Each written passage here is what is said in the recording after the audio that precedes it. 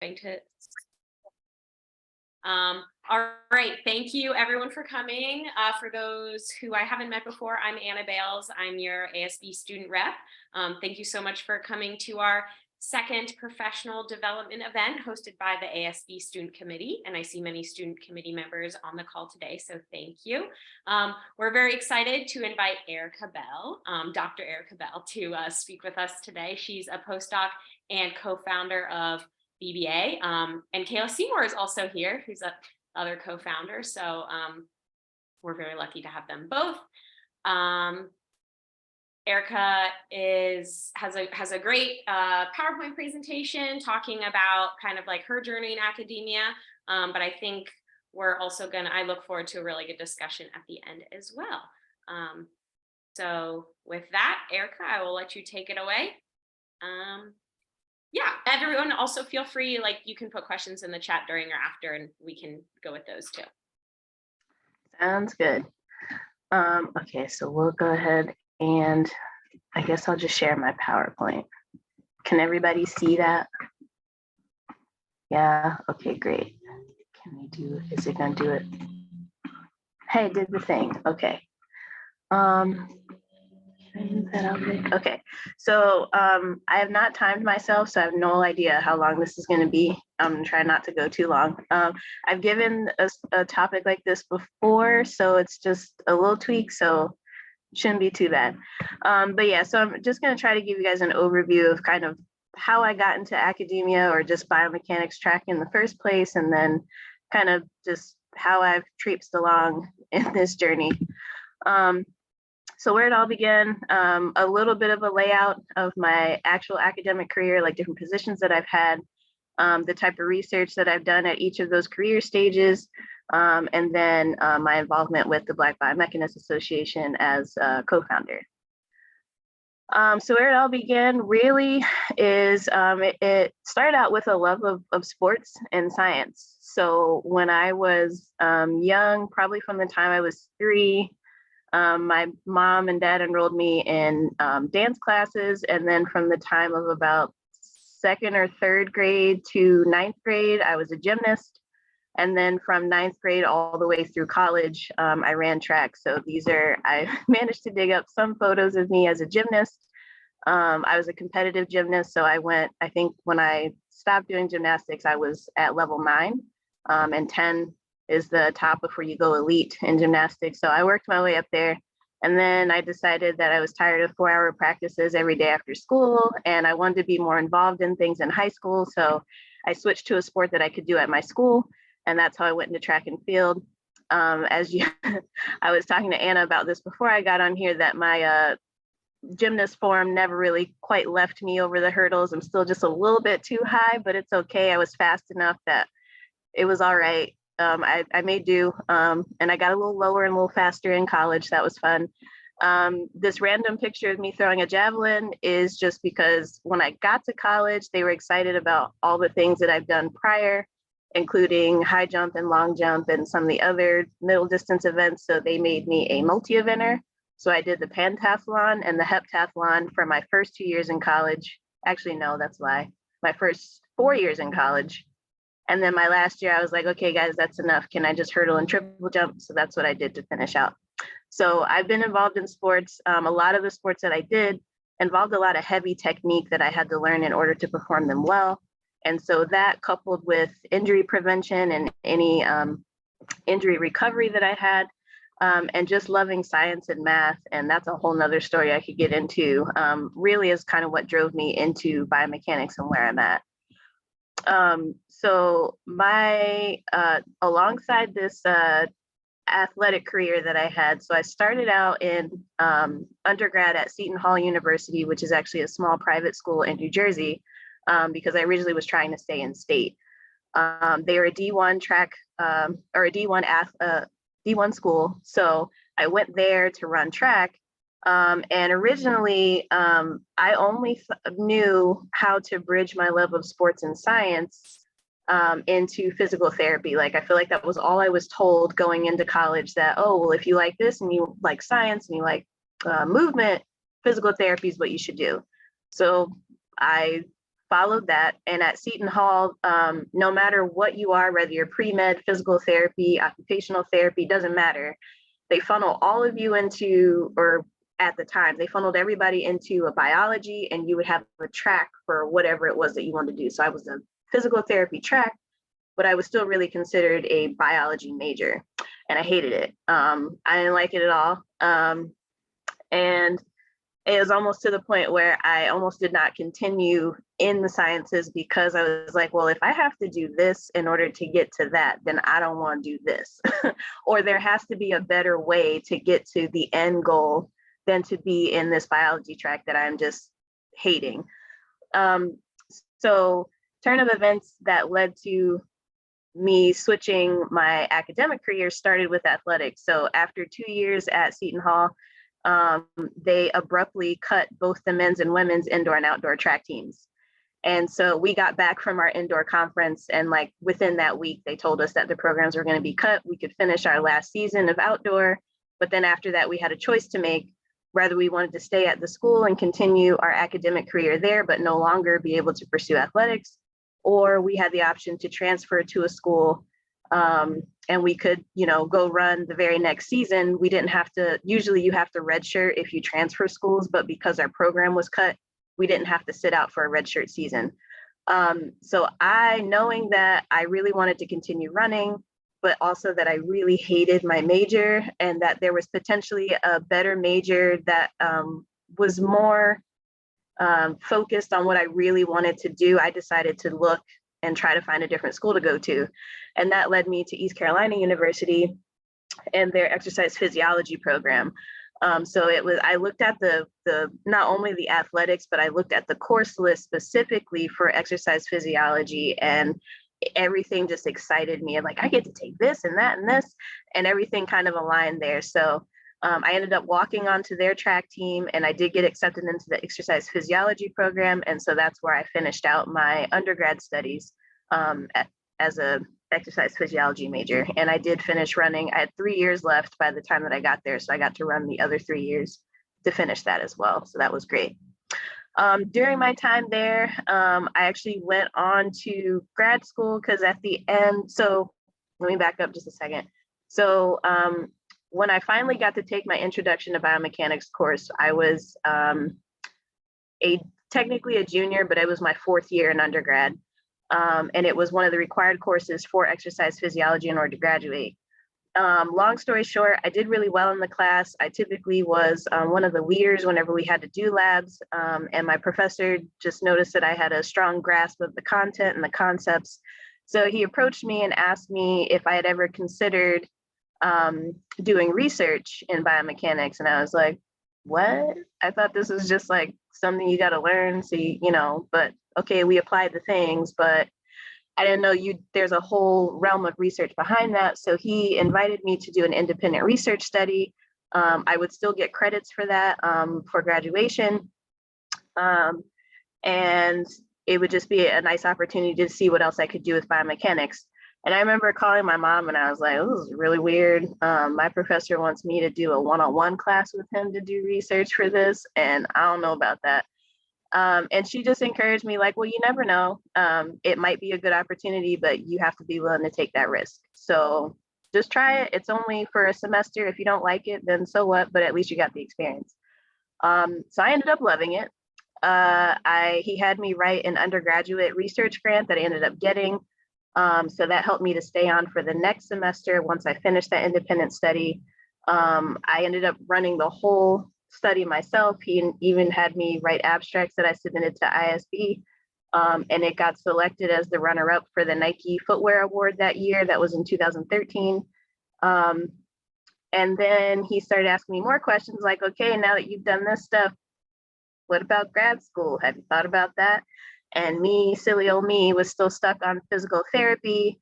I'd even flirted with the idea of enlisting in the Air Force, because I knew they'd pay for grad school for me to do what I wanted to do if physical therapy was that route. So he was like, well, maybe you should think about graduate school in biomechanics. And I thought he meant master's, but he actually was referring to the PhD program.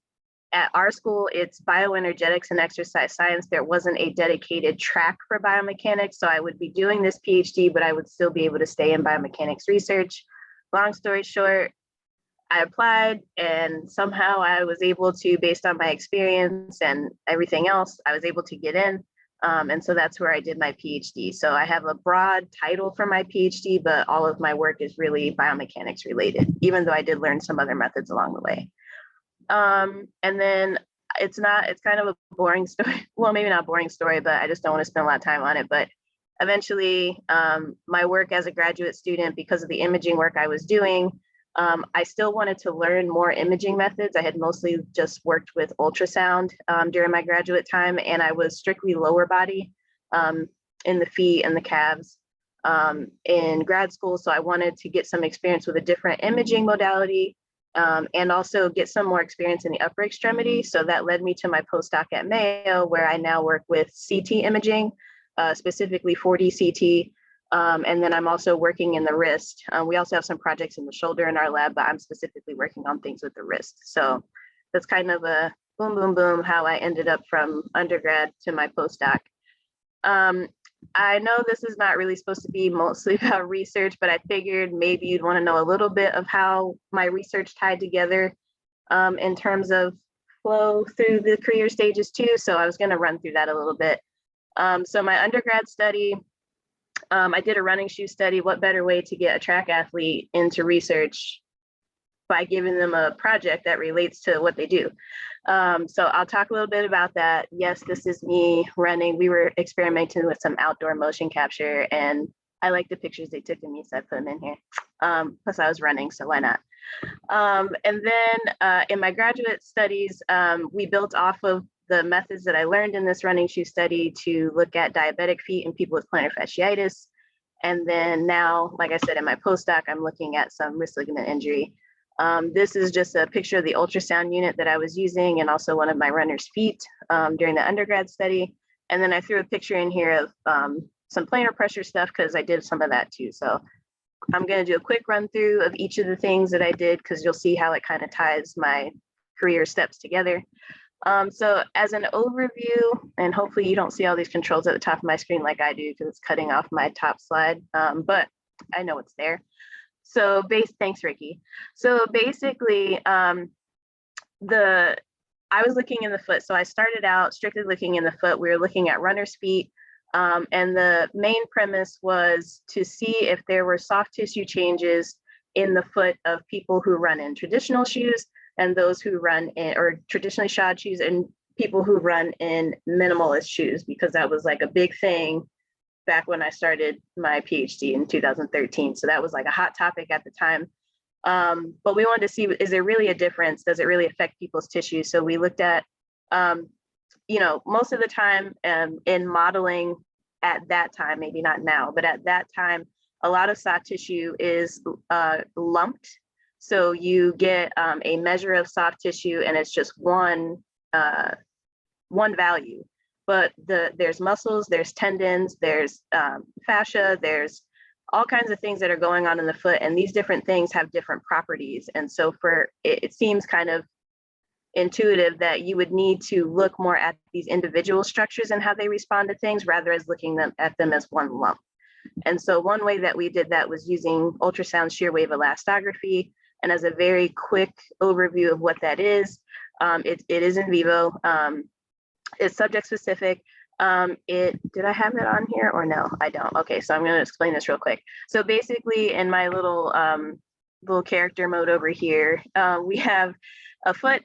The ultrasound is a regular B mode that sends pulses into the tissue that induces this wave throughout the tissue, and basically how quickly that signal comes back to the ultrasound transducer gives you information about how stiff the tissue is. So the faster it comes back, the stiffer that tissue is, and the slower it comes back, or the slower that wave, the less stiff the tissue. So that's just very quickly what that is. This is the layout that we get. So we get this nice little overlay of a color map on top of this picture. So we have this whole wide box here. And then our circle of interest is this little tiny dotted area.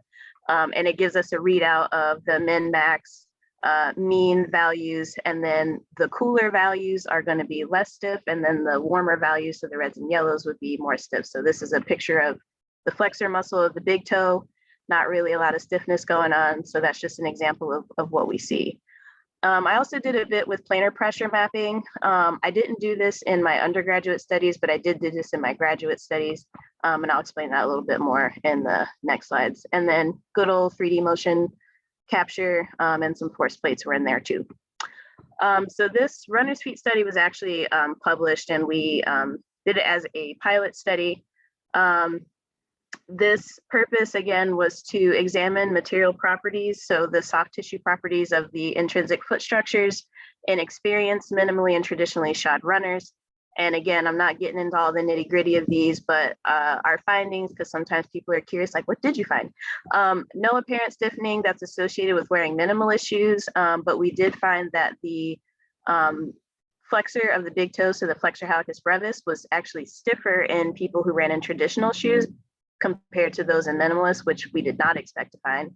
And after a little bit more digging into some of the other data that we collected, we found a moderate positive relationship between training load and tendon stiffness in those that ran in traditional running shoes, suggesting that there could be some strengthening of the tendon while running in traditional shoes. But the impact that we got out of that, or just the overall take-home message, is that if there's increased loading on structures, if you're running in minimalist shoes, without it resulting in stronger tissues, and you may actually be increasing your risk of injury.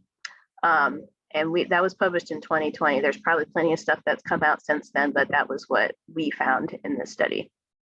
And that was my undergrad work. And this was the one that was runner-up for the Nike Award, Nike Footwear Award at the 2013 ISB. So I went from that and used all these methods that I had nicely learned in undergrad. And now we had to apply them to something that was going to get me funded. So I couldn't continue on, unfortunately, studying runners and feet and expect to get money for that. So we had to switch to something that was more pressing, that being diabetic feet. And so for anybody that doesn't know, and I didn't want to gross anybody out with a real foot, so you get a nice gross cartoon instead. But so a big problem with diabetic feet is that they are prone to ulcers. And basically an ulcer is just a big hole in the bottom of your foot. And there have been some proposed methods for how these develop. The problem is that there's so many things that feed into it that it's hard to isolate different things. But as a biomechanist and looking from a mechanical perspective, we really wanted to focus on this stiffening of soft tissue. So there are things that are happening chemically, hormonally, but we wanted to look at the stiffness of the soft tissues. And because we had been using ultrasound elastography that measures stiffness of tissues, we figured that we could use this to measure tissue stiffness in diabetic feet. And then also to see how that relates to planar tissue load bearing. In our case, we were looking at planar pressure data to see if there's any correlation between stiffness of tissues and the planar pressures in their feet. The thought was that, or the hypothesis was that, if there's increased stiffness in those tissues, so an inability to be as flexible as you need to be in response to different things that you encounter during gait, that your planar pressures would also be higher, which is bad. So the purpose really is just exploratory, just to investigate, is there a relationship between this foot structure stiffness and planar pressures in diabetics during gait. Our main findings were that we had a greater stiffness at multiple structures, but there's a huge variability in our diabetics. So it ranged anywhere from about 9.5% all the way up to about 30%, depending on what you were looking at. And there was also a decreased stiffness of the muscles and tendons specifically in our diabetics compared to our controls. And again, a large variability anywhere between 9.5% and 17%. So the impact of this is that we need to look at this more. There's no definitive high equals high and low equals low when it comes to stiffness and planar pressures. And it's something that needs to be looked at a little bit more in depth because it's not as easy a relationship, I think, as we originally assumed.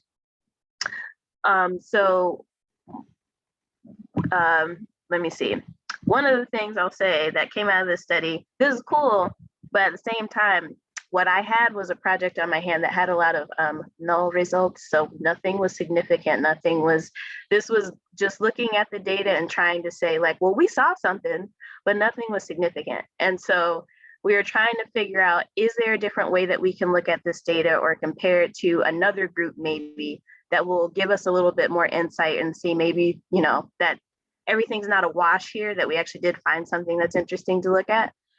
So I was also working with physical therapists at our school on a study on plantar fasciitis. This was not supposed to be a part of my dissertation. This was a whole side project, but somehow it got put in at the last minute. So as I said, with diabetics, we expect that high stiffness would be high pressures. Plantar fasciitis is on the other spectrum, where a lot of times with plantar fasciitis, you actually see a lower stiffness of the plantar fascia. I don't know about plantar pressure data though. I'm not going to speak to that. So what we wanted to do here is same thing, just kind of investigate, just look and see if we could see anything. So we wanted to assess the shear modulus of the plantar fascia using shear wave elastography. And what we found is that those who were currently symptomatic and experience symptoms had a lower stiffness of their plantar fascia. And also that is variable along the length of the plantar fascia. So we know that usually it's in certain spots where people really feel the pain, but it can vary along that plantar fascia. So just looking in one spot may not be enough. So the main thing was that maybe this could be a tool that could be used in clinics, but again, it would need to be studied a little bit more. And it has at this point, I know there've been quite a few papers that have come out now about plantar fascias and stiffness of that using ultrasound elastography. So fun stuff. So like I said, I had all this experience with ultrasound and that's great. And I thought imaging was cool, but I wanted other ways that I could apply this. And I really wanted to see, do I want to stay in lower extremity? Is upper extremity more exciting? So I chose my postdoc basically. So again, like I said, I could get a different imaging experience and then also to get some more experience with upper extremity. So right now what I'm working on, this is the parent project of what I'm working on, but my project is a little side piece of this basically. So we're looking at wrist ligament injuries, and basically the purpose is to try to quantify wrist biomarkers. Well, my project in particular, I'm looking in healthy individuals, and let me back up a step. So there's a ligament, the scapholunate interosseous ligament. So this is a ligament that's between the scaphoid and the lunate that gets injured. And most of the time, in order to correctly diagnose it, you have to go under an arthroscopy, which means they have to open you up and actually go in to look, even before you get a surgery performed to fix it. And so the idea is that we're trying to come up with a protocol that we can use with 4D CT imaging to help us visualize the injury so that you don't have to do the arthroscopy, or something that can be used in conjunction with whatever treatment plan is going on. So these videos are just two examples to try to show you. So like I said, this is the scaphoid and this is the lunate. So as the hand is moving, you'll see this little gapping that opens and closes, but for the most part, it's a pretty tight gap, right? So some movement, but not so much. And this bottom one, this is actually somebody who has an injury. So again, we're looking at this space here between, I think this is the opposite hand, but the scaphoid and the lunate. So you're gonna see here that there's gonna be increased gapping during this movement. So, and a lot more excursion. So it opens up a lot more, and also the bones get closer depending on where you're at in the movement. So this would be indicative of an injury as opposed to the one up here where the gapping kind of stays preserved, but it's also a lot smaller. So those are basically what we're looking for. So we want to be able to biomechanically quantify that gapping and see if we can, one, predict if the injury is there, how severe it is, and also where the location on the ligament where that injury is. So we've done this in the patients. My side project is trying to take that a step further. A lot of these patients don't have limited mobility, obviously due to pain and the changes that are already happening in their wrist. So we're trying to find a way to, instead of having them need to go through a full range of motion, is there something else that we can do to exacerbate that gapping so that it's easy to see, but maybe that they don't have to go through this extended range of motion, and some of them can't even do a full range of motion because of the extent of the injury. So we're trying to do this in an unloaded and a loaded way. So having them move in a, for example, radial ulnar deviation, they're swinging from side to side. So this is unloaded. They're just doing it on their own. But we have a contraption now that provides some resistance where they actually have to kind of push against it. And we're thinking that by having to do that little bit of resistance, that will further exacerbate that gapping without them needing to go through a full range of motion.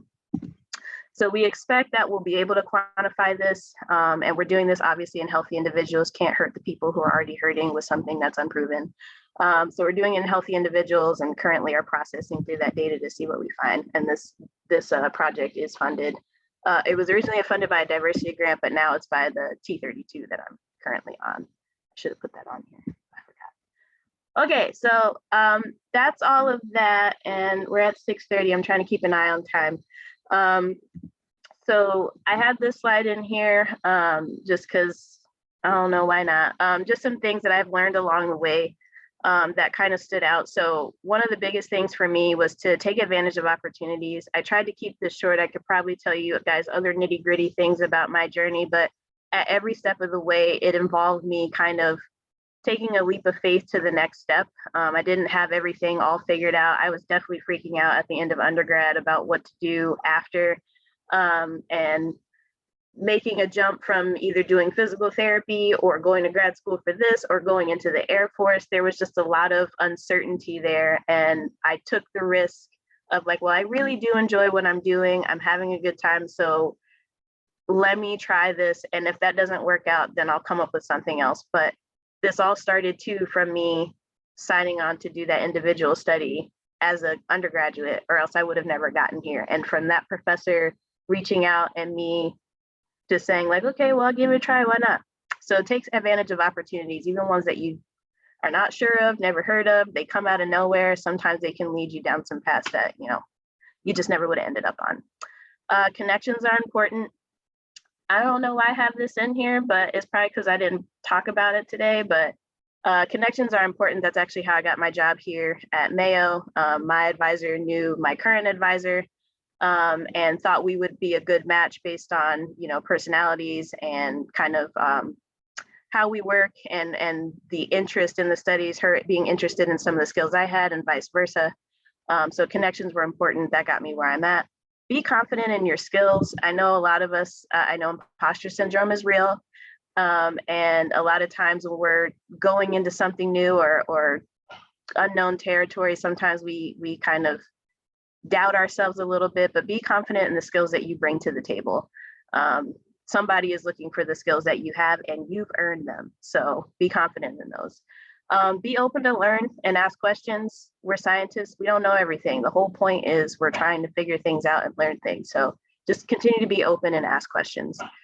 Advocate for yourself that should be at the top of my list. The most important thing. Again, I didn't get into a lot of nitty gritties about some of the difficulties of the journey that I've had along the way, but one of the things I had to learn to do was to advocate for myself. You have to first and foremost. You might have some other people in your corner that can do it for you, but you really have to learn to advocate for yourself.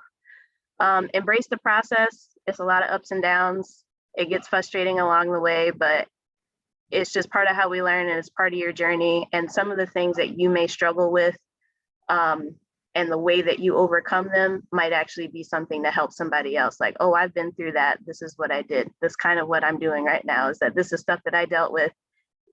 It wasn't fun at the time, but you learn a lot as you go. And then I have to move this thing because I can't see. Oh, pursue your own path. Yeah. They, I don't know. Kayla and I were just talking to someone yesterday about this, that me and her took kind of weird pathways to get to where we're at currently. And based on what you usually see in academia, it's a very like straightforward, like do this and this and this and this kind of thing. And that's not really what I did. And so, but sometimes, you're not going to do what the normal thing is. You have to look at what's best for you. And sometimes that means being creative on your path, and that's okay. So that's about it. I'm not going to go through this part because I just want to make sure that we leave enough time for questions. I'll just like quickly slide through these, but I am a co-founder of the Black Biomechanists Association. Basically, there's not a lot of people who look like us in STEM in general, but definitely in the biomechanics field. And it started out as just a way to try to connect Black biomechanists together. A lot of us are the only ones of us in our program, so we feel very siloed. And me and Kayla went to grad school together, and we're best friends. So we've been best friends ever since grad school. Even after moving apart and pursuing different things, we always have that one person that we know we could meet up with whenever we go to a conference. And we realized that a lot of people don't have that. A lot of other Black biomechanists don't have that. So we started this kind of as a way to make sure that they knew that there's a community of us here and that you're not by yourself, and that you can pull from, that will support you if you have questions, things like that. And then it turned into this whole full-blown thing that we have now with mission. I'm not going to go through this, like I said, but we have a whole mission with 3 different objectives. All these things. We're called the Black Biomechanists Association, but we welcome all of our allies. You guys are important to help promote and support what we're doing, and also to provide resources that we may not have direct access to. So we always encourage allyship. You do not have to be Black to be a part of Black Biomechanists Association. Like I said, we started as this one thing and exploded to this other thing. We're now a full 501c3 nonprofit with these different programs that we have, or different committees that we have, that all accomplish different things. I have contact stuff on the last slide too, so I'm breezing through this because you can look at it yourself. We also have a paper that got published in summer of last year. It kind of talks about our beginnings, how we became the Black Biomechanists Association, and some of the things that we've accomplished within our first 2 years of forming. So if you want to know more about us in a more like very strategic or structured kind of way, feel free to go read this. This is out. And then this was just a nod to all the co-founders. We have Kayla, who's pursuing her PhD right now in Delaware. Then you have me, obviously. And then we also have Matt, who now is Associate Dean for Graduate Enrollment at NCA&T. So it's kind of cool to have the 3 of us who are at different stages having input into this community as leaders. It brings a lot of different perspectives, and I think it's cool to see how it all kind of converges in terms of meeting the needs of our members. So this is my last slide, so I'll just end it here. So if you want to get involved or learn more about Black Biomex, we're all over the place. So we have an email if you ever want to shoot us anything, have any questions or want to get involved. We now have a website, which I'm so excited about, so you guys can check that out. It's the same platform that ASB uses. We have our landing page up, but we're now working on trying to get the membership directory and things like that. So more to come from that. This, I think, leads to the, I want to say this QR code either goes to the link tree or it goes to the member, the member form. But either way, that's there. And this is directly the link to the member form. And then we're also on Twitter and on Instagram, and our handle on both of those is at Black Biomex. So with that, I'll stop talking now so that other people can chime in and ask questions if you like. Should I leave? I'm gonna leave this up for like a minute or 2, and then I'll stop sharing screen. Thanks, Erica. You're welcome.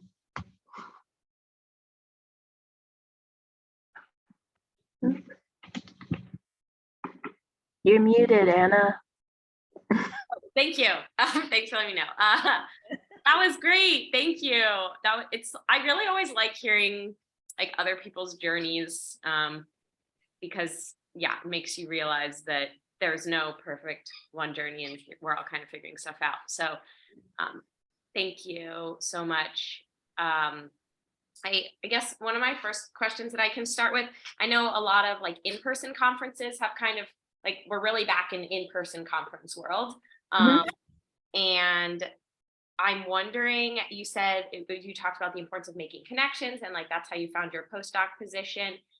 Do you have any tips for like networking at conferences, whether you do want to stay in academia and are looking for postdoc, or going more into industry or government or other types of positions? That's a great question. So I'm going to speak, I guess, specifically from ASB conferences because, well, for two reasons. I've been going there since like 2014, which, wow, it's weird because I'm actually getting older now in here, and it's weird to know that I've been here for like 9, 10 years now. It's crazy. Anyways, so ASB, oh, and then the other thing is because ASB is very, very helpful, very student centric as compared to some of the other society meetings that you could go to. Okay, so I'll kind of throw this back to, so I remember this is another part of the story that I didn't get into nitty gritty about, but about how I got my position here at Mayo. So he did have a connection where my advisor had a connection with my current advisor, but I still had to go talk to her. He just, made the connection, but I still had to go do the work and actually talk to her and get to know her. But not only that, my last 2 years as a PhD student, normally my advisor would give me like, I had a task, like 3 things that I had to go do on the task list, but because now I was further in my PhD, I always had one job for the last 2 years. It was go get a job, go talk to people and go get a job. So I had to go make connections at these meetings. And he knew quite a few people. He's like, if you want me to like give him a heads up that you're gonna come and talk to him at some point, I can do that, or I can do in-person introduction. But a lot of it was I just went up to people and was like, hey, my name is this, I have experience in this, I see that you do this in your lab, do you have any positions, are you interested in bringing anybody on, blah, blah, blah. And it was, I'm not gonna lie, like I'm like an introvert, but like, well, I'm an ambivert, so I'm like 70% introvert, 30% extrovert. So I don't mind going up to talk to people. And I know some people aren't comfortable with that, but I'm just going to tell you that even that extrovert side of me was sweating bullets when I did it, but I still did it, was the point. So I would say ASB is really good. A lot of the PIs there are very good about inviting or being inviting for students to come over and talk to them. So I would say just don't be scared. Try to go talk to them. Twitter has been an amazing tool as well. Not even just at in-person conferences, but like you could look up somebody's Twitter and maybe shoot them a DM and ask them like, hey, I'm at this conference right now. Would it be okay if I came by to meet you at so-and-so? That's another great way. If you're not really interested in academic positions and you want to go more towards industry, vendors. Go talk to the vendors. They are literally, that's what they're there for, not only to sell their products to the PIs, but they're also there to recruit. So I would say, yeah, go have conversations with the vendors, pick up some swag off the tables, make some conversation, and yeah, get your contact out there, talk to them. They're more than happy to recruit people for jobs at those conferences. So yeah. It's a good plug to make sure you submit your abstracts in March for ASB in Knoxville. I think it's March 14th. I have to double check. I'm on the committee and I don't even know. Just when they tell me to do stuff, I just do it.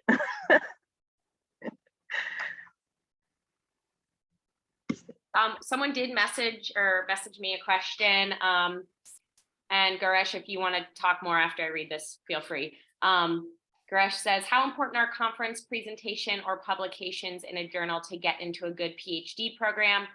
I also do most of my research in sports, track and tennis. Should I change my approach a little bit towards more general public concerns such as obesity, dystrophy for funding purposes? That's a good question. So I think this kind of stays on topic with the connections a little bit. So I'll say for the first question, how important are conference presentation or publications in a journal? I was not published and I did 0 conference presentations before I got into my PhD program. So 0 and 0. I'm not saying that they're not important. I'm just saying I think it really depends on who you're going to work with, so that advisor, and also what your potential and skills that you bring to the table. So it's not always about what are your deliverables that you have, but how interested are you or how excited are you to do the research that they're doing? What kind of skills do you have that you can add to their lab that maybe they are very interested in? What's another one? there was another thing. Oh, how well you fit into just the lab environment. Do you get along with that? Like when you have a conversation, do the vibes feel good, not only on their end, but on yours? Do you feel like that's somewhere that you would feel comfortable talking with that advisor? Because that's a, 4 or 5 year commitment. Things like that. But I personally, from my own experience, I would say that presentations or publications in a journal, they're not the end all be all to get into a good PhD program. Some of those connections that you can make, even from a cold email and then having a phone conversation with a potential advisor could be the thing. And in terms of research, I always, I'm still this way, and I don't know if it's a good thing or a bad thing. I'm still trying to figure it out.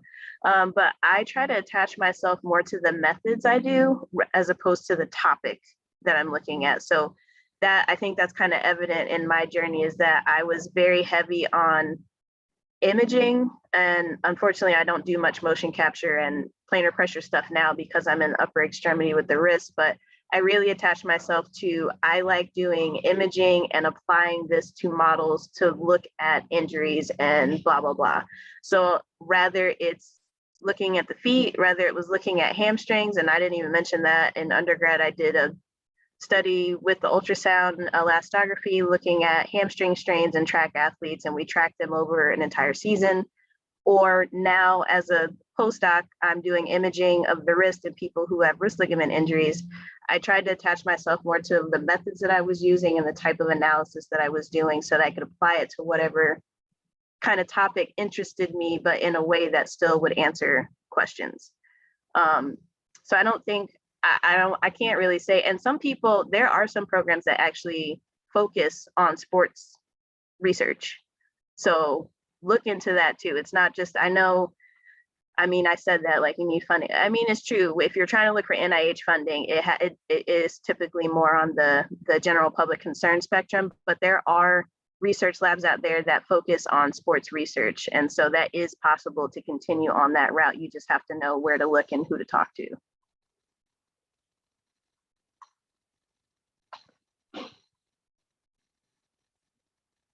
Mm-hmm.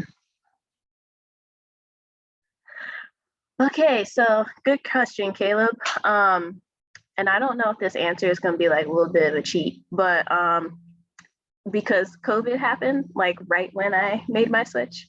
So I graduated with my PhD in December of 2019, and I started at Mayo late January of 2020, and we got sent home to work remotely in March of 2020. So I had not even 2 months when I first got here to try to, I was still going through onboarding, like doing the tutorials and all the employee, all that stuff. I hadn't even gotten to the research part yet. So I think I had a little bit of an extended window before we started coming back in and got to actually collect subjects to really delve into the methods that we were using. So I had a lot of time to practice on data that they had already collected, lots of back and forth with like the lab manager and engineer. But yeah, so it's a little bit, I don't want to say cheap, but like I had a little bit more time to adjust, I think, than maybe you typically get when you change positions. But I will say though, that learning how to be successful in your postdoc is an ongoing thing. It's not something that you can like have all the tools ready when you walk in the door. Like it is something that you gradually learn as you move along. I did have to change the way that I work from the time that I was in my, from the time I was a PhD student to a postdoc. Now this depends on where you're at.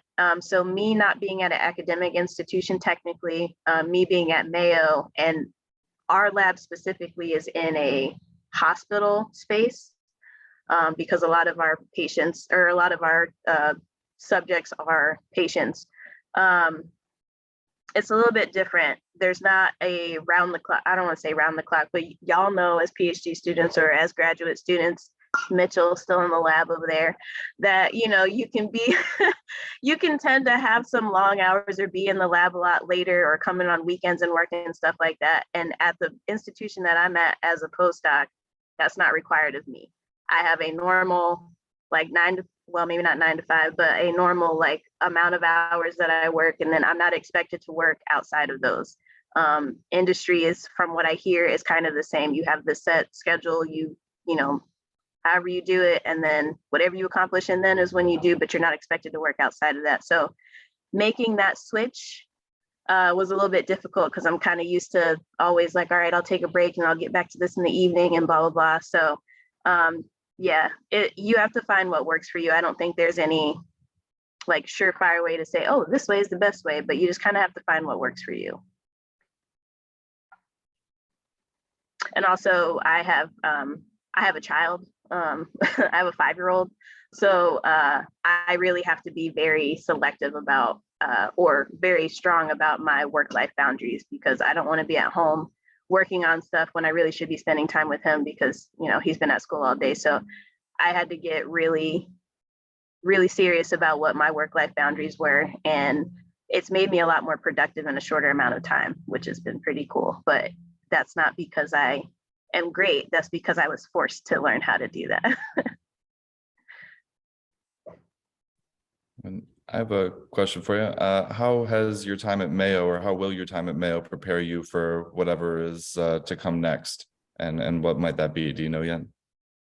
You know, a theme that I probably should have stuck up there is like, I just go with the flow. I try to figure it out as it goes along, and that doesn't work for everybody. I know Kayla, I'm gonna talk about her because she's my best friend. She likes to have a plan. She likes to know what's going on. And I do, but I still will be like, well, maybe. So for me, I would say how well it's prepared me. And again, I'm not gonna blame everything on COVID, but that has put a little bit of a damper on what I've been able to do here in terms of getting maybe more exposure to some more professional development things. Bye, Ricky. But I would say, okay, I won't talk about Mayo. I'll just talk about my experience in what I've done on my project, and also some of the hardships that I've come across and things, and I'm still working through those now. I've kind of learned, whether you're in a good situation or bad situation or things, however you want to look at it, there's always something to learn about it. So I would say right now, and I feel like this, I don't want to say this on recording, but but I feel like sometimes, like, for instance, if you're on a project and you're having some issues with communication between the two people who are on the project, they have roles that maybe overlap, but they still have something that each of them has to accomplish in order to get to this joint venture. Learning how to navigate that, even though it's a really crappy position to be in, because you're like, well, I'm waiting on them to do this and I got to do this and blah, blah, blah. And sometimes not having that person that's the leader to figure that out, and you have to figure it out on your own, can kind of teach you like, okay, so when I run my lab, I'm going to make sure that I do this so that we avoid this as best as we can, or things like that. So I would say those kind of skills, I have kind of learned on the fly as situations have come up in terms of like project management or this and that and the other. You kind of learn as you go. In terms of preparing for what's next, I think I've been saying this since I was in grad school, that I still don't know what I want to be when I grow up. And it's true. I feel like there's a lot of, I didn't know that there's so many different paths and things that we could do. I'm actually learning about that now. And I feel like as a student, that was always the question I had, like, well, do you just have to be a professor? Can you do other things?